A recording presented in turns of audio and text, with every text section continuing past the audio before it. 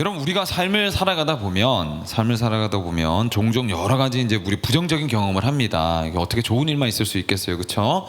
그래서 살다 보면 여러 가지 부정적인 경험을 하는데, 그 부정적인 경험 때문에 때때로 우리가 인생을 해석하는 데 있어서 좀 선입견을 가지기 쉽다 이 말이죠. 인생은 혼자고 나 혼자서 모든 걸 해결해야 하며 내 힘과 능력을 키워가지고 인생을 잘 버티고 뒤처지지 않는 사람이 되어야 되겠다, 뭐 이런 이제 생각들을 하지 않습니까? 1990년에 심슨, 여러분 아시죠? 노란색 피부를 가진 그 인간들이 나오는 애니메이션, 그 심슨 가족의 식사 기도 장면이인데, 번즈라는 이제 캐릭터가 심슨 가족을 방문을 하게 돼요. 저 이제 머리가 훤한 저분이 이제 와가지고 식사 기도 좀 해달라 이렇게 했죠. 그때 심슨이 이렇게 이제 기도를 합니다. 하나님, 이 모든 건 우리 돈으로 산 겁니다. 그러니 아무것도 감사할 게 없습니다 하면서 기도를 마쳐요. 인생이 마치 우리 혼자서 우리 힘으로 모든 것들을 다 좀 해내고 여기까지 왔으니 이건 내 힘으로 한 거다, 뭐 이렇게 이제 생각을 한다는 거 아닙니까? 우리 인생을 우리 힘으로 이뤄내야만 한다. 다른 사람들은 필요 없다. 오직 나에게만 집중하자. 이런 사고방식은 오늘 이제 우리가 앞으로 한 3주 동안 다루게 될 감사의 이제 시리즈에 부합하는 그런 이제 인생의 태도는 아니죠. 이런 사고방식은 감사를 가져오지 못하게 합니다. 감사를 할 수 없게 되는 거죠. 그런데 사실 혼자서 모든 걸 다 할 수 있다, 하겠다, 이게 과연 그러면 정말 그 진리에 근접한 인생의 정답일까 질문을 던져보면 사실 그것도 아니라는 거죠. 그래서 나 혼자서 모든 걸 다 인생을 내 힘으로 버티고 이겨내고 처리하겠다라는 것도 인생을 해석하는 것에 대한 오해이자 선입견이란 말입니다. 왜냐하면 인생은 결코 혼자서 이루어갈 수 없기 때문입니다. 반대로, 목사님 전 지금 삶이 너무 힘들어가지고 감사할 수 있는 상황이 아닙니다 라는 이 말도 사실은 오해에서 비롯된 잘못된 표현이다 라는 겁니다. 왜냐하면 힘든 삶을 계속 유지하고 싶은 사람이 없잖아요, 그렇죠? 그럼 이 힘든 삶을 넘어가고 해결을 해야 되는데, 이 상황을 해결하는 가장 좋은 방법 중에 하나가 바로 감사하는 것이기 때문에 그렇다라는 거예요. 감사를 하게 되면 삶의 온도를 바꿀 수 있게 된다라는 겁니다. 이건 사실 제 말이 아니고요, 성경에만 나오는 말도 아니고 제러미 애덤 스미스와 몇몇 사람들이, 요즘 트렌드지 않습니까? 감사에 대한 것들 연구 자료가 많아요. 요즘에는 논문도 나온 게 있고, 그걸 이제 연구 자료들을 잘 모아놓은 책이 있는데, 저 감사의 재발견이라는 책에서 하는 말입니다. 하는 말이에요. 그 책에 보면 감사를 하려면 두 가지가 인정돼야 되는데 선 조건이죠. 첫 번째는 이 세상이 우리에게 유익을 준 것이 있다, 이걸 긍정할 때 감사를 하게 된다. 두 번째, 좋은 것을 줄 수 있었던 타자, 다른 사람이 나에게 여전히 내가 의지할 수 있는 다른 사람이 존재한다는 것을 인정할 때 감사를 하게 된다. 이 둘 다 내 혼자 힘으로 나 혼자 인생을 개척해서 해낼 수 있다는 것에 이제 반대되는 의견이죠. 의존되어 있고 세상에서 혜택을 받는다라는 마음이 긍정될 때 우리는 감사를 할 수 있게 된다. 하나하나씩 좀 뜯어봅시다. 세상이 나에게 유익을 준 것이 있는가? 이걸 긍정할 수 있을까? 아직까지 살만한 세상이라고 느끼게 하는 부분들이 있을까? 를 한번 생각해 보자는 거죠. 그러면 그런 세상이 여전히 존재하고 우리는 이 세상의 혜택을 보고 있다라고 말할 수 있다. 그런데 왜 우리가 감사하지 못하는가? 인간이란 존재는요, 여러분, 굉장히 독특하게도 처해오는 여러 가지 상황이나 환경들에 대해서 익숙해지는 능력이 아주 탁월합니다. 그러니까 뭐 망각이라도 할 수 있죠. 받았던 걸 쉽게 잊어버리기도 하고, 처한 상황을 또 쉽게 익숙해져서 살아가는 그런 능력을 가지고 있어요. 일장일단이 있는 거죠. 근데 부정적인 측면을 보면 나에게 지금 여러 감사할 상황들이 너무 많은데 이게 언젠가부터 나에게 익숙해지기 시작해서 감사할 수 없는 마음의 상태가 되어진다라는 거예요. 당연하게 여긴다는 거죠. 그래서 우리의 삶의 시야를 좀 넓힐 필요가 있다라는 겁니다. 시야를 넓힐 필요가 있다. 좋은 상황이 좀 와야 감사를 할 수 있지 않겠는가가 아니라, 이미 좋은 것들은 와 있으니까 눈을 넓혀서 우리의 삶을 좀 꼼꼼히 살펴보라, 환기시켜봐라, 이 말인 거예요. 아무리 여러분 힘들고 어려운 세상이라 해도 이 세상이 어려운 것만 나에게 주지는 않았을 거란 말이에요. 삶을 곰곰이 한번 돌아보자는 것이죠. 정말 감사할 세상이 아닌지. 한편으로는 그리고 또 여러분 기억할 것이, 감사하는 눈을 우리가 가지고 있어야 뭐 속된 말로 성공의 기회를 더 많이 가질 수 있기도 하다라고 이 책은 주장을 합니다. 그거 정말 합리적인 생각이죠. 의식적으로 한번 여러분 우리가 감사를 실천을 해보자라고 했을 때 감사를 하지 않는 사람들보다 목표 달성률도 더 높고 활력과 생기가 생기고 각성 상태를 더 많이 오래 유지하더라라고 이렇게 연구 결과가 나와 있다라는 거예요. 내가 사회를, 세상을 긍정적으로 볼 때 사회적으로 더 많이 연결이 되고 성공으로 한 걸음 더 다가갈 수 있게 되더라라는 거예요. 그러니까 세상을 부정하는 것보다 세상을 긍정하는 것이 나로 하여금 내가 원했던 바로 그 성공에서 한 걸음 더 다가갈 수 있게 만들어준다라는 거죠. 이것과 반대되는 사람이 누굽니까? 반사회적 인격 장애를 가진 사람들이 이제 그 반대되는 편에 있는 사람들이잖아요. 이 사람들 대표적인 하위 분류의 특징을 가진 사람, 사이코패스입니다. 사이코패스. 예, 사이코패스는 철저하게 세상을 이용 도구로만 보죠. 공감 능력이 제로입니다. 제로. 그래서 사람을 볼 때 나에게 필요한 것을 어떻게 이용할 수 있게, 뭐 소시오패스도 마찬가지지만 어떻게 이용해서 내가 잘 될 수 있을까만 생각을 한다는 거죠. 그러니까 완전히 반사회적 생각을 가지고 있는 거 아닙니까? 근데 한번 생각해 보세요, 여러분. 반사회적인 생각을 가진, 세상 뭐 다 쓸데없고 그죠? 이런 세상이 있어서 뭐 하나 라고 생각하면서 이거 다 내가 이용해 먹어야지 라고만 생각하는 사람들이 이 세상에 가득 차 있다고 생각해 보세요. 어떨까요, 여러분? 상상만 해도 끔찍하지 않습니까? 그런 사람들만 가득 차 있으면 내가 언제 뒤통수 맞을지 모르고 언제 배신당할지 모르고 언제 이용당할지 모르는 그런 세상에서 살면 누구도 믿을 수 없고 누구도 행복할 수 없는 사회가 되어버린다는 것이죠. 그래서 감사하는 것은 나를 위해서도 사회의 발전을 위해서도 좋은 일이다, 해볼만 하다라는 거죠. 그러니까 감사는 정신승리 같은 것이 아니다라는 거예요. 실제로 긍정심리학 저널에 실렸던 내용인데, 필립 와킨스 교수팀이 한 가지 조사를 합니다. 사람들을 한 대 다 모아놨어요. 그래서 한 가지 주제를 딱 던져줍니다. 어떤 주제를 던져주냐면, 자, 여러분 이제부터 여러분 삶에 씻을 수 없었던 상처와 또 배신당했던 기억과 내 삶에 어려움이 있었던 기억들을 한번 떠올려 보십시오. 지금 당장이라도 막 분노가 치밀어 오를 만한 에피소드를 떠올려 보세요라고 부탁을 합니다. 부탁을 해요. 점점 사람들의 표정이 바뀌기 시작하겠죠. 그리고 나서 이 과거의 일들을, 나에게 상처만 안겨줬던 그 일들 가운데 그럼에도 불구하고 내가 그 상황 가운데서 어떻게 감사할 수 있을지를 한번 적어보라고 해요. 기록을 해보라고 합니다. 그러면 끌어오르는데도 불구하고 어떻게 감사를 해도 일단 어쨌든 조사팀에 합류를 해야 되니까 그래도 내가 감사한 게 뭔지를 한번 적어보기 시작을 하는 거죠. 그랬더니 여러분 어떤 결과가 나왔는가, 부정적인 기억에 마침표를 찍기 시작하더라는 거예요. ing 계속되는 분노의 과거가 아니라 이제는 분노의 마침표를 찍고 다음 스텝으로 넘어갈 수 있는 일들이 일어나기 시작했다는 겁니다. 그 사람들 가운데서. 그래서 예전엔 이것 때문에 회복되지 않고 일어날 수 없었던 그 기억들이 이제는 정리가 되고 회복 탄력성이 생겨서 넘어갈 수 있게 되었더라라는 거예요. 뭘 했습니까? 감사하는 기록을 한 줄 써본 것뿐인데 과거의 상처를 넘어서는 일들이 일어나게 되었다라는 거죠.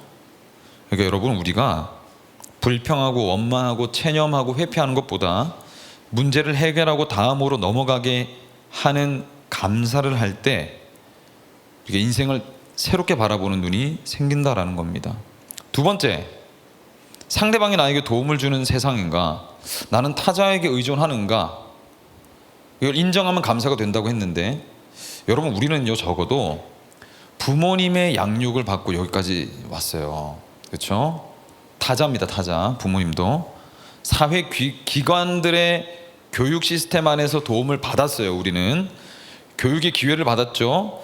타인에 의존된 삶이 아니라고 생각할지 모르겠지만 우리는 사실 철저하게 타인에 의존된 삶을 살아왔습니다. 예, 당연한 건 하나도 없다는 거예요. 주변 사람들의 도움, 조건 없는 사랑, 베풀미 없었으면 우리는 이 자리까지 올 수 없었어요. 아니 목사님, 그거 아닌 것 같습니다. 잠깐만요. 제 힘으로 여기까지 왔는데요. 제가 열심히 공부했고 제 능력과 제 스펙으로 주변에 전 부모님 저를 도와주지 않았고 주변에 저를 도와주는 사람 아무도 없었어요. 정말 그럴까요? 정말 그럴까? 예를 들어서 여러분 몸이 아마 지금 이제 한 20, 30대 40대쯤 되면 안 아파본 사람은 없을 겁니다. 그죠? 뭐 감기 한 번 안 걸려본 사람 없을 거 아니에요. 다 몸살 한 번씩 다 알았을 거 아닙니까? 그쵸? 긍정 좀 해주세요. 예. 너무 좋습니다. 감사해요. 예. 의사가 없었다면 어땠을까요? 의사가 없었다면 약을 만들어서 우리에게 제공해줬던 그 어떤 그 사람 누구인지는 모르겠지만 나에게 약봉지를 줄 수 있도록 약을 개발했던 사람이 없었다면요. 때때로 밤새 우리를 간호해줬던 어머니 아버지가 없었다면 요 추석 때 또 제 둘째가 배가 아파가지고 새벽에 뛰쳐와가지고요 살려달라고 해가지고 밤새도록 같이 잠도 못 자고 했던 기억이 갑자기 지나가네요. 내가 힘들고 어려울 때 나의 어려움을 이해하고 돌봐줬던 그 친구들이 없었다면요. 그렇죠. 감사는 내 힘만이 아니라 나는 누군가를 의존하고 있다라는 겸손함에서 출발하는 겁니다. 아, 나는 어떤 타인의 도움이 없이는 살아갈 수 없는 존재구나 라는 걸 인정하면 감사를 할 수밖에 없다는 거예요. 그러니까 여러분 여기서 제가 여러분의 삶의 어떤 면밀한 하루하루의 그 배경은 제가 잘 모르지만 그럼에도 불구하고 감사하지 못할 사람은 없습니다. 감사하지 못할 사람 없어요. 정말 아무도 없습니다. 아무도 없고 감사가 내가 사는 삶을 의미 있게 만들어 줄 거라는 건 너무 분명해요. 필요한 모든 자료들이 이미 다 나와 있습니다. 조금만 찾아보면 감사하지 못할 이유가 없다는 거죠. 어둡고 부정적인 삶을 환기시켜 가지고 여러분 새로운 발걸음을 옮길 수 있도록 하는 것이 감사가 가지고 있는 힘이라는 겁니다. 그래서 우리는 더 많이 가졌을 때 감사할 수 있는 건 당연한 거예요. 당연한 거. 내 힘으로 된 것이 아니기 때문에 제가 저번 주에도 말씀드렸잖아요. 부자한테 물어봤어요. 여러 가지 원리와 막 어떤 적용점들을 얘기해 줄 거 아닙니까? 그럼에도 불구하고 마지막 대목에 이르러서는 야, 이건 내가 아무리 생각해도 내가 여기까지 부자가 된 거는 뭐 정말 운이 좋아서 그렇게 된 것 같아. 이렇게 얘기를 하더라는 거죠. 그죠? 외부의 어떤 뭔가 개입이 있지 않았나. 그냥 이렇게 잘 될 수가 없다. 이렇게 다들 얘기를 하더라는 겁니다. 그리고 여러분, 감사할 수 없는 상황이 여러분 앞에 펼쳐진다 하더라도 여러분 정말로 그 상황을 벗어나고 싶으시다면 불평과 원망보다는 감사하는 것이 좋아요. 감사하는 것이 좋습니다. 그리고 그거 아십니까? 기독교는 여러분, 이 그리스도교는 애초에 감사를 명령해 왔습니다. 성경에서. 그렇습니다. 저는 지금 원조 맛집이 누구냐 했을 때 기독교를 들이밀고 주장하는 바입니다. 그리고 오늘 본문은 우리의 삶이 여러분 도대체 얼마나 감사할 수밖에 없는 삶인지를 알려줘요. 그리고 우리가 감사하는 자가 되라고 도전합니다. 두 가지의 대제를 나눌 건데 첫 번째, 여러분 은혜를 아는 자는요 감사할 수밖에 없습니다. 그러니까 세상 사람들도 감사를 할 수밖에 없다고 하는데 예수를 믿는 저와 여러분들은 더욱더 감사할 수밖에 없다라는 거죠. 본문에 보면 10명의 나병 환자 우리가 많이 들었잖아요. 그렇죠? 어렸을 때부터. 이제부터 여러분 이 본문에 나오는 나병 환자를 여러분들이라고 생각하시고 소위 빙의하셔서 보셔야 됩니다. 실제로 여러분 우리는 구원이 불가능한 존재들이었으니까요. 나병이 치료가 불가능했거든요. 당시에. 그런데 우리가 이 나병 환자 같은 우리가 어떤 은혜를 받았는지 지금부터 살펴볼 거란 말이에요. 공감 예수마을 청년이니까 공감을 잘 하리라 믿고 11절로 13절 말씀 다 같이 한 목소리로 읽어봅시다. 시작.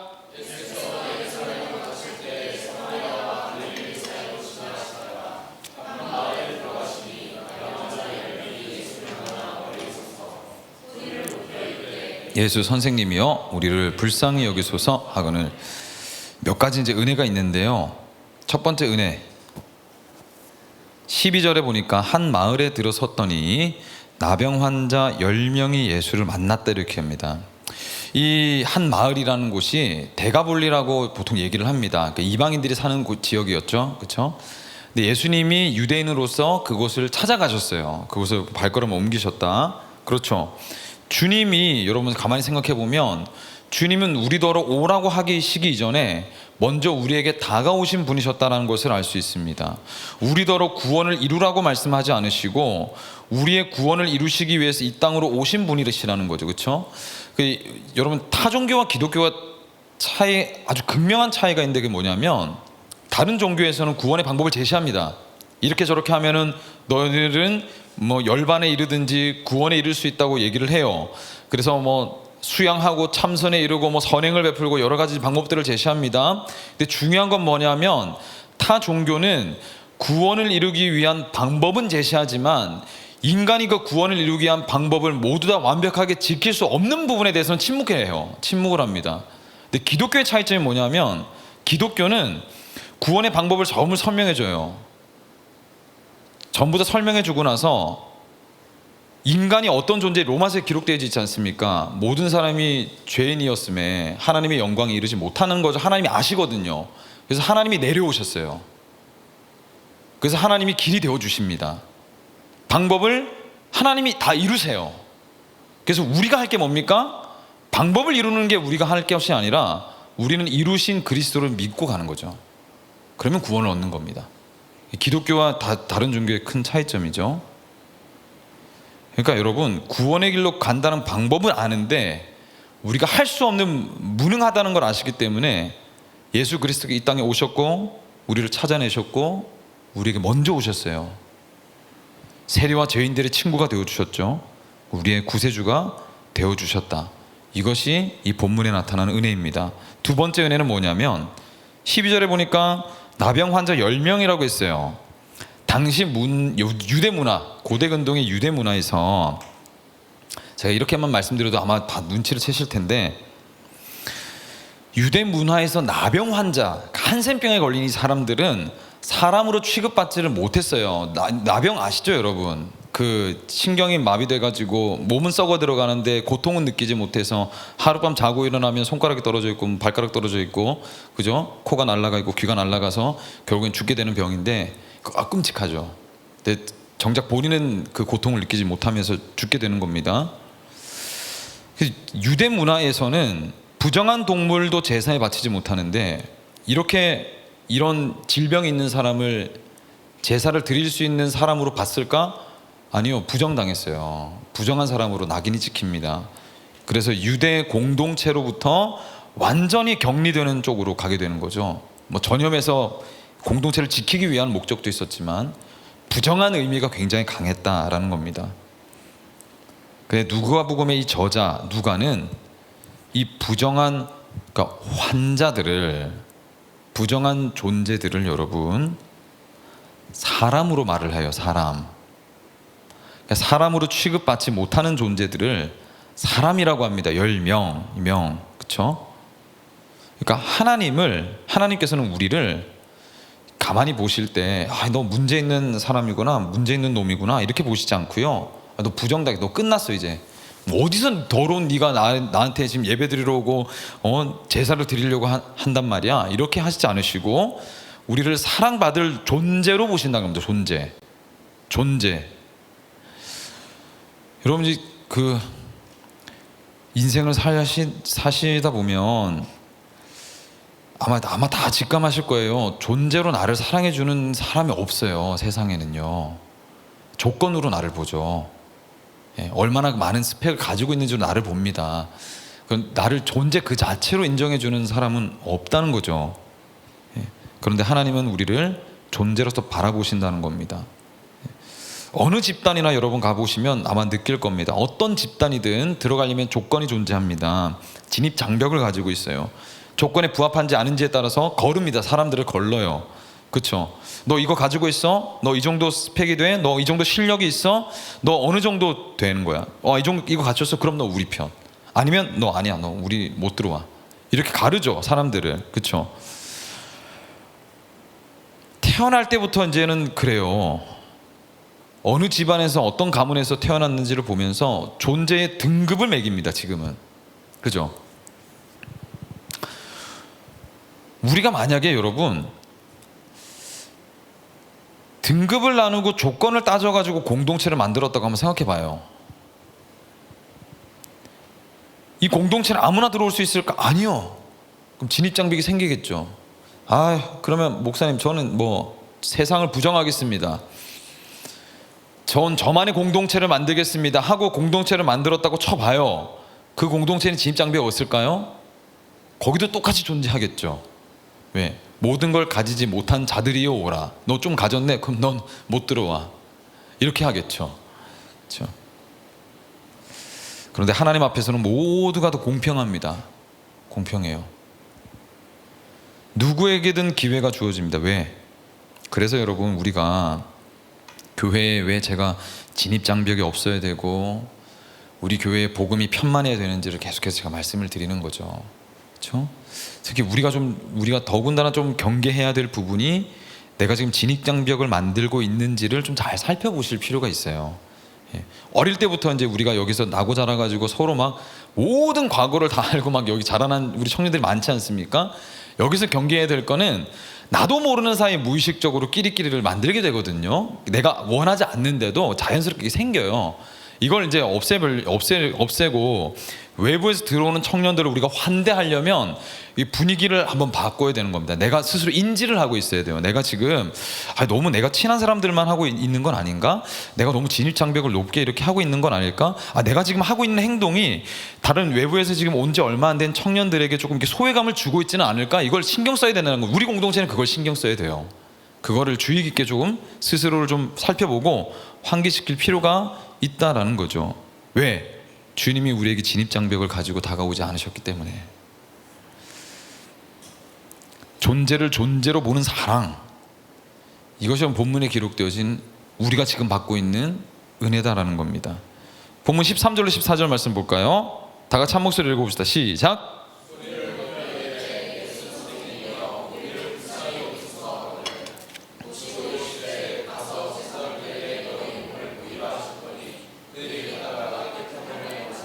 네.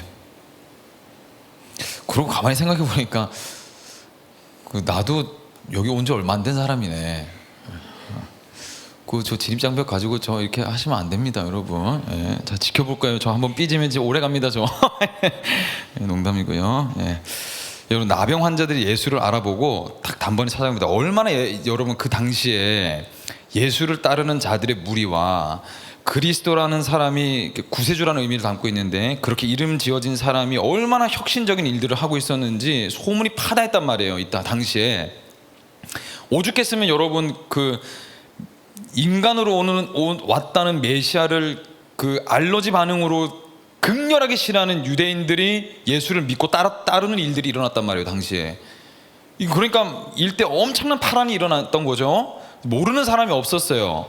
나병 환자들이 예수를 보자마자 직감적으로 안 겁니다. 이 사람 우리 낫게 하실 수 있는 존재구나. 뭐 다르다. 삐쳐갔던 거죠. 그리고 했던 말이 뭡니까? 13절에 불쌍히 여겨 달라고 합니다. 왜 여러분 나병 환자들이 선생님이 존칭이거든요. 인정한다는 겁니다. 당신의 존재를.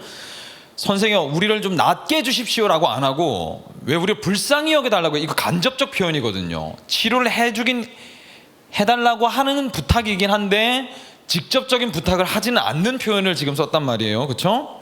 왜 그랬을까? 스스로도 이 병은 낫지 않을 거라고 지금 이미 정해뒀기 때문에 그래요. 예수님 낫게 하실 수 있는 거는 제가 알 것 같은데 이 나병 환자, 이 부정된 우리 형편도 낫게 하실 수 있을까요? 이건 거죠. 거기다가 여러분 나병 환자 10명 중에 절대 다수 9명은 유대인이라고 보통 봅니다. 이 본문을 해석할 때. 나중에 감사한 사람은 사마리아인, 이방인 한 사람밖에 없었다고 얘기를 하죠.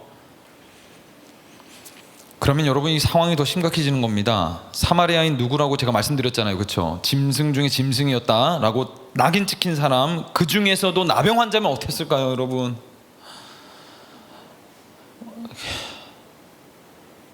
안 그래도 짐승으로 취급받는 사람 중에서도 나병 환자,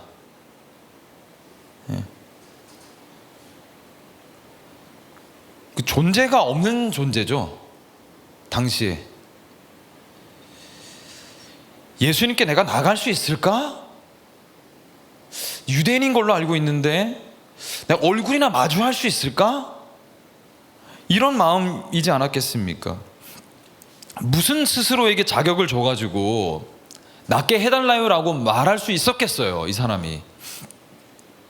한편 유대인 9명들 봅시다.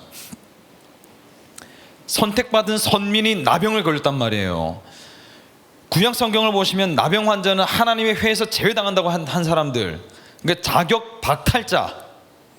그렇게 프라이드 높은 이 유대인들이 나병이 걸려서 하나님께 저주를 받았다고 주변 사람들이 모두가 다 정죄하는 상태에 있다고 한다면 스스로를 절망적인 실패자로 하지 않았겠어요? 난 끝났구나, 버림받았구나, 나 하나님한테 유기당했구나, 그렇게 생각할 거란 말입니다. 스스로 가망이 없다고 믿어버린 거예요. 믿어버린 거. 여러분, 정말 절망적인 게 뭔 줄 아십니까? 인생에 있어서 세상이 나를 믿어주지 않아도 괜찮아요, 사실. 근데 내가 나를 믿어야 돼. 나는 나를 믿어야 돼요. 내 가능성을 지지해 줘야 된단 말이에요. 이게 자기 존재감 아닙니까? 세상이 실패라고 얘기를 해도 내가 실패라고 생각하지 않으면 괜찮아요. 그럼 한 걸음 더 갈 수 있단 말이죠. 소망이 있어요. 그런데 나 스스로도 가망이 없다고 생각하면 어떻게 되겠습니까? 정말 끝난 거예요. 그러면 나조차도 나에게 너는 안 되라고 생각하면 정말 비참해지는 거죠. 근데 그런 존재들에게 예수님이 찾아가셔서 낫게 하셨어요. 치료해 주셨단 말입니다. 그래서 본문에서 우리가 집중할 땐 이 기적에 집중하면 안 돼요. 이걸 보고 나서 주님, 저도 이런 문제, 아픔, 절망적인 상태가 있는데 주님, 저 이거를 물리적으로 좀 해가지고 좀 낫게 해주십시오. 장갑이 필요한 거 5개, 보석 필요한 걸 이거 한번 해주고 낫게 해주시면 안 됩니까? 여기에 집중하면 할 것이 아니라 정말 중요한, 본문에 중요한 것은 그들의 마음을 치료해 주신 것이 중요한 거죠. 스스로도 스스로를 부정하는 그 마음의 상태를 주님이 치료해 주신 겁니다. 주님 존재 자체가, 여러분 그렇잖아요. 아무도 나를 보지 않잖아. 주변에 나도 나를 보지 않잖아요. 근데 어떤 유대인이라고 하는 분이 나를 찾아오셔서는 내 눈을 마주치시고 나를 마치 안다는 듯이 찾아오셔서는 내가 너를 낫기를 원한다라고 말씀하시니, 여러분 이거 이게 무슨 본문이 뭘 얘기하는 하는 겁니까? 누구야? 너 실패 아니야. 너 괜찮아. 내가 너 포기하지 않았어. 내가 너 기억하고 있었어. 내가 널 살릴 거야. 너 소망 있는 사람이야. 예수님의 행동에는 여러분 이 메시지, 이 말이 담겨 있는 거예요. 이 행동에 이 말이 담겨 있는 겁니다. 언어가 여러분 입술만 언어가 아니잖아요. 뉘앙스도 언어거든요. 여러분 실제로 말이 차지하는 언어에서, 우리가 얘기하는 이 커뮤니케이션에서 이 문장이 차지하는, 말이 차지하는 비율은 30% 미만입니다. 70%는 내 행동, 뉘앙스에서 언어가 전달이 돼요. 예수님의 이 기적의 행위는 우리에게 이렇게 말씀하시는 것과 같다는 거죠. 너 실패하니 너 끝난 거 아니야. 내가 너 포기하지 않아서 내가 너 기억하고 있어. 괜찮아. 이거 말씀하시고자 하는 거거든요. 그러니까 우리 이 시간 좌우 양옆을 돌아보십시다. 자, 돌아보시면서 제가 미리 제가 예고했잖아요, 그죠? 어깨를 툭툭 한번 두드려 줍시다. 예, 괜찮다. 예, 너 괜찮아. 실패 아니야. 너 끝난 거 아니야. 예, 너 소망 있어. 좋습니다. 오케이, 굿. 이것이 여러분 주님께서 나병 환자 우리에게 주신 사랑이자 은혜입니다. 여러분, 이 하나님의 사랑, 구원받은 은혜가 정말 의심할 수 없는 진짜 사랑이라는 걸 어디서 알 수 있는 줄 아십니까? 예수님이 하신 치료 행위에 있죠. 예, 그 행위 자체에 있습니다. 당시에 예수님이 겪으셔야 됐을 부담이 어느 정도였을까 한번 생각해 보자는 거죠. 내 입장을 벗어나서 예수님은 어떠셨을까? 당시 예수님이 기적을 일으키는 일대 파란을 일으키는 존재였어요. 동시에 여러분 이단아, 별종, 곱지 않은 시선, 너 죽여버려야 되겠다, 내 권력을 감히 나누어가, 이런 존재로 취급받았단 말입니다.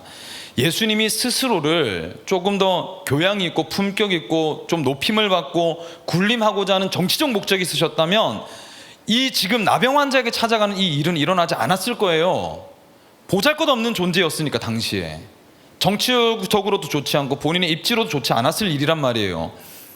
더군다나 여러분, 유대인으로 저 멀리 떨어져 있는 나병 환자들에게 찾아간다. 이건 본인에게 너무 큰 손해죠. 예수님 스스로에게. 불쌍히 여겨달라는 이 말은 한편으로는 여러분, 지금 예수님은 우리를 그냥 지나치셔도 괜찮습니다. 그런데 한 번만 눈길을 주십시오. 이 말과 또 연결이 되거든요.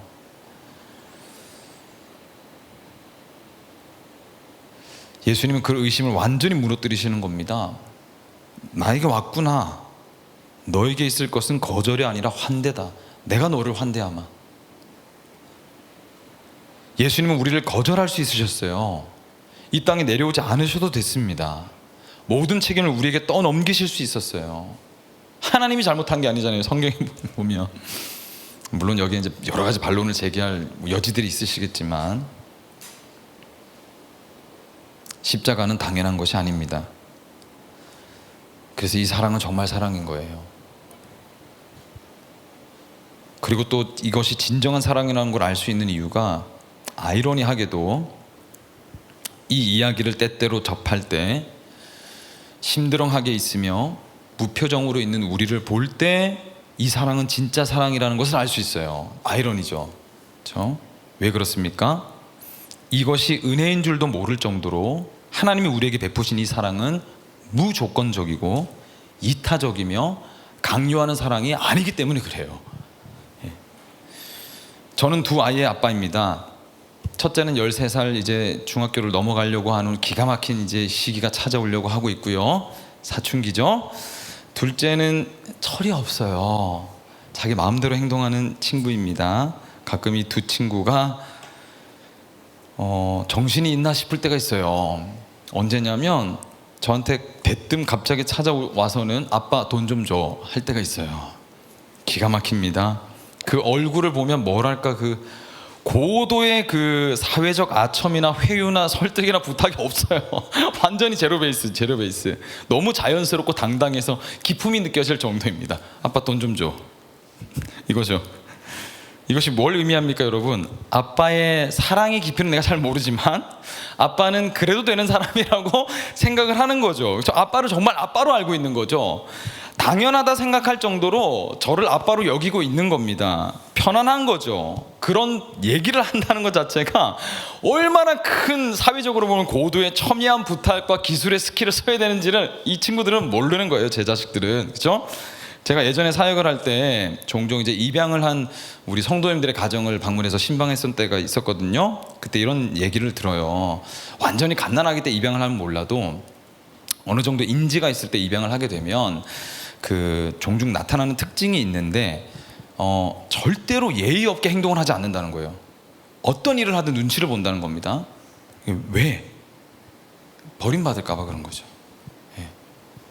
그렇게 행동을 한다는 거예요. 그러면 이제 부모된 입장으로서 이걸 보면 너무 마음이 아프고 때로는 서운함을 느낀대요.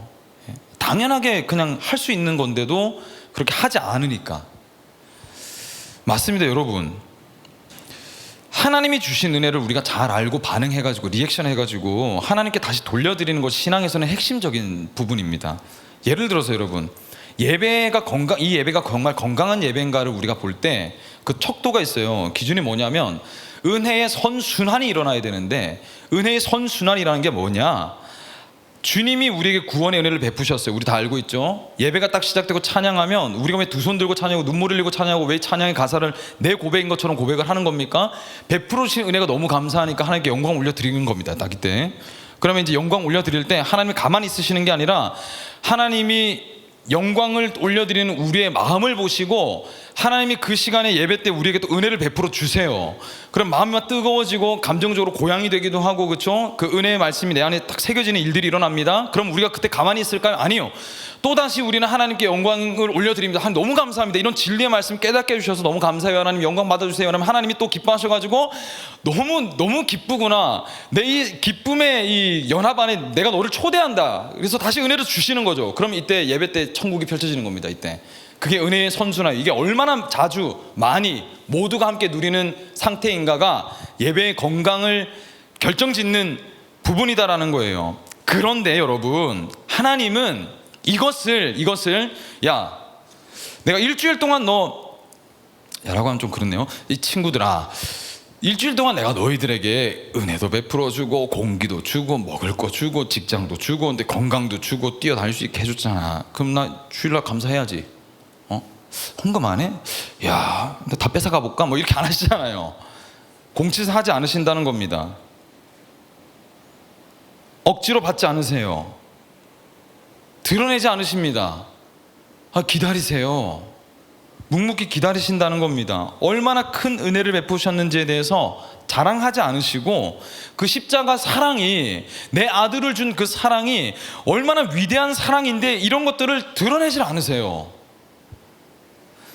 때때로 일주일에 한 번 목사라는 한 사람의 입술을 통해서 일주일 168시간 중에 고작 1시간도 되지 않는 시간 가운데 잠깐 동안만 목사라는 저 같은 이 사람의 먼지 같은 인생에서 발견한, 그죠? 그 정도의 작은 은혜의 크기 정도만을 여러분들에게 들려드릴 뿐이라는 겁니다. 이게 도대체 얼마나 겸손한 행동인지 여러분 아시나요? 우리 한번 생각해 보자는 거죠. 결국에는 여러분, 이 세상의 존재함도 앉고 일어서고 자고 일어나며 건강히 손 발을 움직이고 뛰고 걸으며 가슴 뛰게 사랑할 수 있는 그 모든 지각, 존재함을 허락하셨음에도 그거 내가 준 거야 라고 한 말씀 하지 않으셔서 결국 우리가 여러분 어떻게 됐습니까? 어떻게 살고 있습니까? 그걸 당연하다고 생각하고 하루에 감사 한마디조차 하지 않은 채로 일어나 잠자리에 들 정도까지 하나님은 잠잠히 그리고 겸손히 우리를 사랑하신다는 겁니다. 진정한 사랑 우리는 이미 받고 있다는 거죠. 스바냐 말씀에 이렇게 말씀합니다. 너의 하나님 여호와가 너의 가운데 계시니 그는 구원을 베푸실 전능자이시라. 그가 너로 말미암아 기쁨을 이기지 못하시며 너를 잠잠히 사랑하시며 너로 말미암아 즐거이 부르며 기뻐하시리라. 우리가 뭔데요 도대체?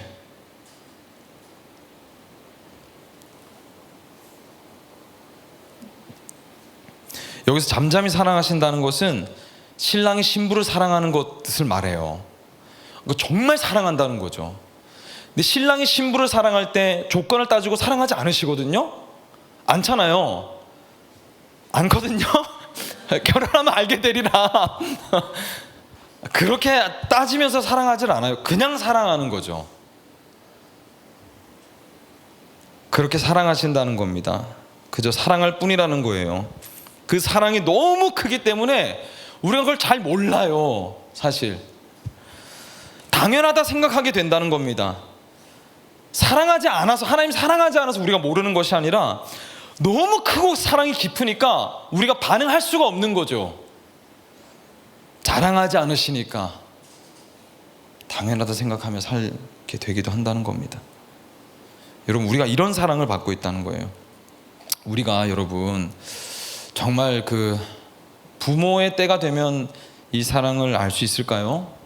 우리가 그 사랑하는 대상이 한 번도 나를 알아준 적 없이 당연하다는 듯이 대하면 그때서야 우리가 하나님 그 마음이, 우리를 향한 그 마음이 어떠셨는지를 우리가 알게 될까요?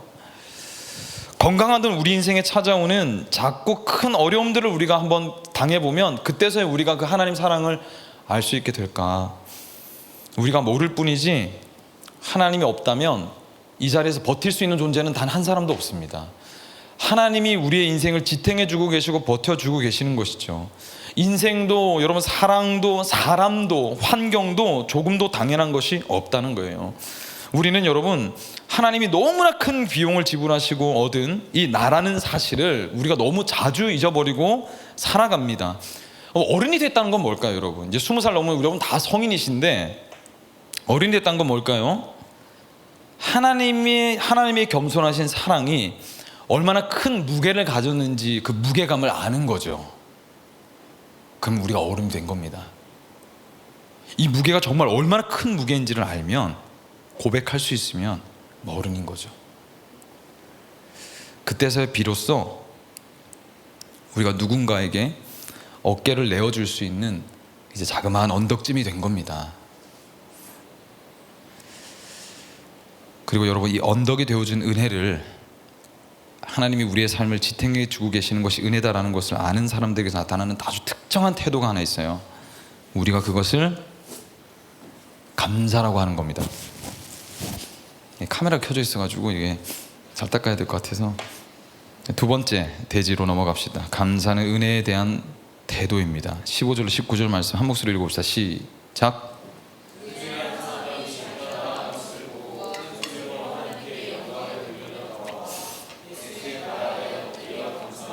그는 사마리아 사람이라. 예수께서 대답하여 이르시되 10사람이 다 깨끗함을 받지 아니하였느냐? 9은 어디 있느냐?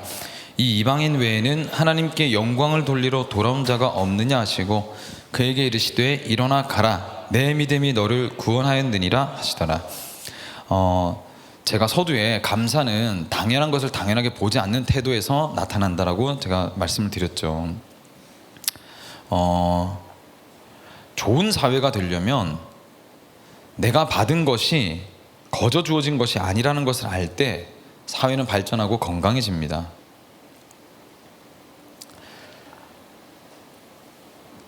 여러분, 우리가 말로 다 할 수 없는 사랑을 받은 존재입니다. 나을 수 없는 영적 질병이 나왔어요. 영원한 죽음에서 우리를 살리신 하나님의 구원 계획, 그리고 그거 실제로 실행하신 십자가의 그 사랑을 노래하고 감사하지 않을 이유는 어디에도 없다는 거예요. 어디에도 없다는 겁니다. 이 사랑의, 하나님의 그 사랑 앞에서 우리의 삶의 몇 가지, 우리가 하나님 되고자 시도했었던 몇 가지, 그쵸? 욕심 어린 시도들이 가로막혔다고, 내가 원하는 삶의 유희, 쾌락을 눈치 보면서 내가 해야 된다라는 그런 어떤 불편함 때문에 마음이 식어버려가지고 우리가 하나님의 사랑 이건 별로다라고 말할 수 없다는 거예요. 그런 이유들을 가지고 하나님이 우리에게 베푸신 이 사랑을 떠날 수 있느냐는 겁니다. 그럴 수 없죠. 그럴 수 없어요.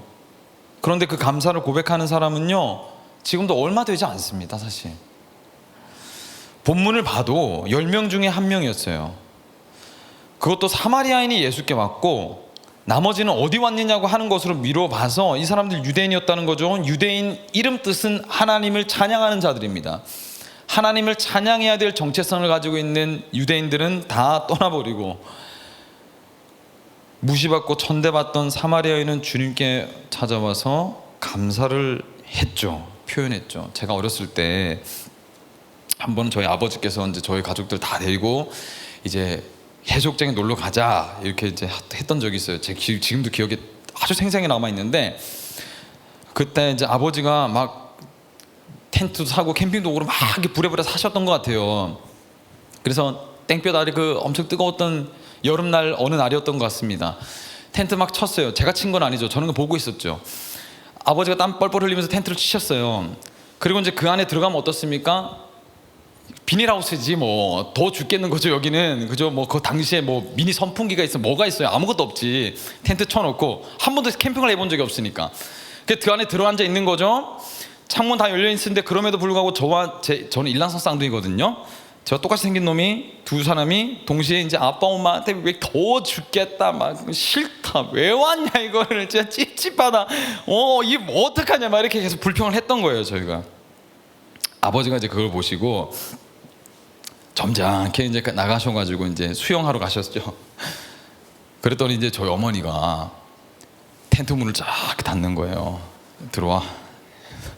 그래서 야단을 쳤으면 제가 하나도 못 깨달았을 건데, 저희 어머니 제가 정말 닮고 싶은 믿음의 사람이거든요. 저희 어머니 저희 둘이를 딱 앉혀놓더니 뭐라고 말씀하시냐면,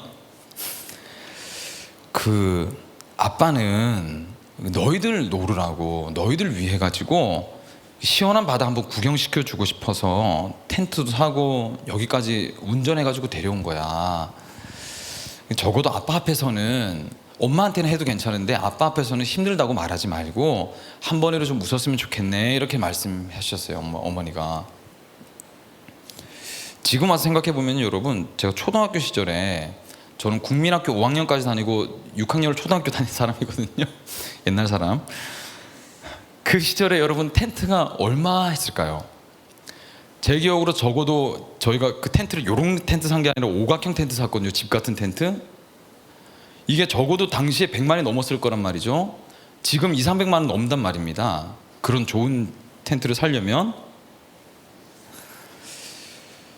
정말 큰 돈을 우리 해수욕장 데려오겠다고 지불하셨다는 거란 말이에요. 우리 때문에. 제가 어머니 이 말을 듣고 얼마나 크게 반성했는지 모른다. 너무 크게 반성이 됐어요. 하여튼 그때 하나님 은혜였는지 뭔지 모르겠지만 그 길로 어떻게 했냐면 텐트 밖에 뛰쳐나와가지고 아빠 너 잘 있어, 오빠 너 고마워, 너무 재밌다, 막 이렇게 했던 기억이 있어요. 지금 제 안에. 예, 속을 엄청 찔리면서 막 그랬던 기억이 있습니다. 여러분, 이 바쁜 시대에 우리가 정말 정신없이 바쁘게 살고 있는 것 너무 잘 알아요. 제가 뭐 100% 다 이해할 수는 없겠지만 각자의 삶을 챙기는데도 바쁘시다는 것 알고 있습니다. 알고 있어요. 예, 제가 모르는 게 아니거든요. 그런데 불평하고 원망하면서 하나님 사랑에 대해서 우리가 관심 없어하고 그냥 심드렁하고 냉소적으로만 있기에는 하나님이 주신 은혜가 너무 큽니다. 생명을 주신 여러분 그 사랑을 우리가 어디서 경험할 수 있겠어요? 그렇다면 우리가 어떻게 감사할 수 있을까? 마음을 담아서 고백하시는 거죠. 마음을 담아서 고백하시면 됩니다. 그걸 크게 보세요. 아무것도 아닌 것 같지만 그걸 보십니다. 그 마음이 담긴 고백 한마디를 기억하세요. 그 고백이 담긴 헌신의 한순간을 기억하신다는 거죠. 하나님, 걸을 수 있게 해주셔서 감사해요. 하나님, 맛있는 음식을 맛있다고 느낄 수 있는 혀가 있어서 감사해요. 그 집을 찾아갈 수 있는 시간을 허락해 주셔서 감사해요. 그 틈새 여유를 만들어 주셔서 감사해요. 에너지 있게 하루를 사용할 수 있는 건강을 주셔서 감사합니다. 꿈을 꿀 수 있는 여건을 주셔서 감사합니다. 잠언 21장 2절에 보면 이렇게 말씀합니다. 사람의 행위는 자기의 눈에는 모두 옳게 보이나 주님께서는 그 마음을 꿰뚫어 보신다. 하나님께서는 1000마리의 순양과 10,000마리의 그 숫소, 그 기름을 바치라고 하지 않으셨어요. 그 마음 나누자고 하시는 겁니다. 그 마음을 원하신다는 거죠. 그 마음을 듣고 싶으시다는 겁니다. 이것이 여러분, 제가 만약에 하나님이었다면요, 저 같은 놈 여기 강단에 세워가지고 이거 전하게 하지 않았을 것 같아요. 예. 제가 만약에 하나님이었으면 지금 이 시간에 하늘 문을 열고 엘리야 정도는 내려보내가지고 이 말씀을 전하게 해서 여러분의 마음을 절대로 거부할 수 없도록 저는 그렇게 했을 것 같아요. 근데 하나님이 이 아무것도 아닌 놈을 여기 세우셔서 하나님 당신의 마음을 전하게 하시니 저는 너무 감사하고, 한편으로는 여러분들께서 하나님이 전하시는 이 진심을 지금 이 순간만큼이라도 진지하게 들으셨으면 좋겠다는 거죠. 제가 어렸을 때 마음이 베베꼬였을 땐 그랬어요. 다 아시면서 뭘 또 하나님 굳이 뭐 받으시겠다고 이러시나? 그건 알겠는데요, 하나님. 그렇다고 제가 제 삶이 더 나아지지 않았잖아요. 예? 하나님, 저 다른 게 필요해요. 무슨 사랑, 구원, 뭐 저 그런데 필요하다고 말씀드린 적 없어요. 지금 그딴 구원 필요 없고 눈앞에 좀 떡 주십시오. 예? 눈앞에 떡이 필요하다고요, 하나님. 저 언제 그런 거 바랬습니까? 제가 얼마나 양아치였는지 아시겠죠? 그런 양아치였어요, 제가. 그럼에도 불구하고 우리 감사의 시즌 앞에 섰을 때 마음 여러분 섞으셔서 감사할 줄 아는 우리가 되기를 원한다는 말입니다. 여기 청년부를 위해서 애쓰고 헌신하는 여러 청년들이 있으세요. 청년들뿐만이 아니라 유치부에서 중고등부에 이르기까지 교사로 헌신하는 그것도 N년차 우리 청년들이 알고 있는 걸로 알고 있습니다. 있는 걸로 알고 있어요. 찬양팀도 그렇고 시간 될 때마다 때때로 나와가지고 섬기고 하는 모습들이 얼마나 이뻐 보이는지, 저는 이게 이뻐 보인다고 하면 되나 모르겠는데 제가 별로 나이 차이가 별로 안 나가지고 얼마나 감사해 보이는지 모릅니다. 얼마나 마음이 뿌듯한지 몰라요. 저도 이런데 하나님은 또 얼마나 기쁘실까요? 사실 쉽지 않은 자리를 그럼에도 아무 대가도 바르지 않으시고 묵묵하게 섬기는 그 섬김을 적어도 저는, 김영진 목사는 당연하다고 절대 생각하지 않습니다. 은혜를 감사로 삶으로 표현하는 여러분들의 삶이 당연한 것이 아니라는 것 적어도 저는 잘 알고 있어요. 그러나 또 한편으로 여러분들에게 베푸신 하나님의 은혜에 대한 그 반응과 감사를 혹시 사역 가운데 잃어버리지는 않으셨는지 염려스러울 때가 있습니다. 마음은 텅 빈 채로 기계같이 그 자리를 감당하고 계신 것은 아닌지 염려스럽습니다. 그리스도께서 우리가 오늘 이 섬김의 자리를 기쁨과 감사의 자리로 감당할 수 있도록 누구도 감사할 수 없는 저주의 자리로 가셨다는 사실을 여러분 기억하셨으면 좋겠습니다.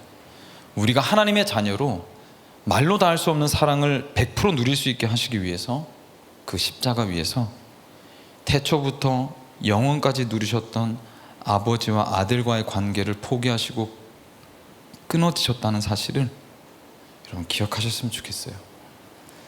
교회의 섬김과 세상에서의 빛과 소금 되기를 주저하는 청년들이 계십니까? 예전에는 열심을 냈는데 이제는 너무 지쳐가지고 못하겠다고 생각하는 혹시 청년들이 있으신가요? 여러분을 사랑하시되 끝까지 포기하지 않고 사랑하셔서 끝내는 회복의 자료로 돌려놓으셨고, 끝내는 그 사랑을 알게 하셨던 그 사랑, 지금도 여전히 때를 따라 상황을 따라 품고 안으시고 먹여주시고 입혀주시는 그 은혜를 기억해 보셨으면 좋겠습니다. 맞아요, 여러분. 우리는 잊어버리지만 하나님은 잊지 않으십니다. 우리는 포기해버리지만 하나님은 포기하지 않으시죠. 우리는 식어버리지만 당신은 언제나 뜨거운 가슴으로 우리를 품고 계십니다. 포기하는 것은 사랑이 아닙니다. 그렇죠. 포기하는 것은 사랑이 아닙니다. 사랑은 포기하지 않는 것입니다. 당연히 여기지 않는 그 겸손한 마음이 감사의 토대입니다. 여러분들의 마음이 식지 않기를 원해요. 여러분들의 마음이 심드렁해지지 않기를 간절히 소망합니다. 하나님이 주신 사랑을 기억하셨으면 좋겠어요.